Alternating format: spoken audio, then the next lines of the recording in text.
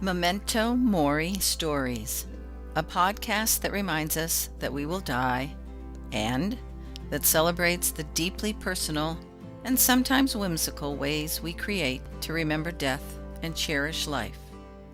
How we bridge the gap, the sometimes deep, painful, and soul-searching gap between life and death.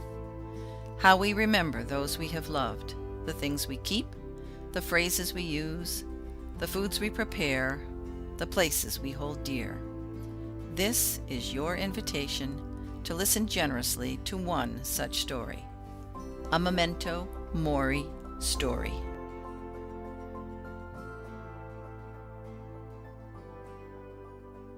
I have a turquoise ring I got, somehow, from my father's mother.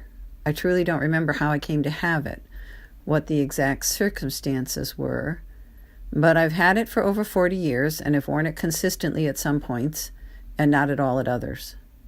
I have wondered for some time how this particular grandmother came to have this ring. Did she buy it? Was it given to her? Why a Southwestern style ring for someone from northern New York? It seems strange to me that I never asked her these questions, or if I did ask her, why I don't remember the answers. I have been wearing it now for a few years, and my father asks me about it every time I see him, which is several times a week. He has dementia, which manifests itself slowly but relentlessly, and he knows he has short-term memory loss, so he will preface his questions about the ring by saying, "Perhaps he has asked me this before, but how did I come to have his mother's ring?" The irony is he's not sure he's asked me that before, and I am not sure how I came to have it. So we continue to have this conversation. It doesn't change much in form. We are both polite and cheerful about it, and it is good practice for me in accepting what is, not what was, or what I wish would be, but what is. I loved my grandmothers very much. Both were named Ruth. This one was Ruth Matilda. She was an elementary teacher, as was I at one point in my life.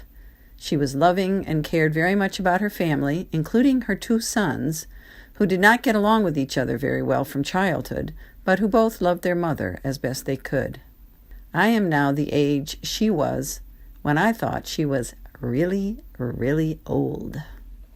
This is a beautiful old ring, and it is a very present connection between generations, from my grandmother to my father to me.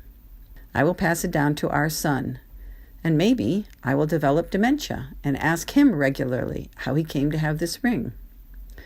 That would have been a very scary thought a few years ago, but thankfully I am learning and practicing a lot, living in the present, to be a human being, not a human doing. It's a remarkable goal, one I never saw coming, and I am grateful to be reminded of it regularly. Thanks for listening. Compassion and listening are so valuable in bringing healing to our lives after loss. So, how about you? Do you have a story about something that reminds you of a special someone, a beloved pet, an event, or a place that brings comfort? Please contact Memento Mori Stories through this podcast or our Facebook or Instagram pages. I would love to hear from you.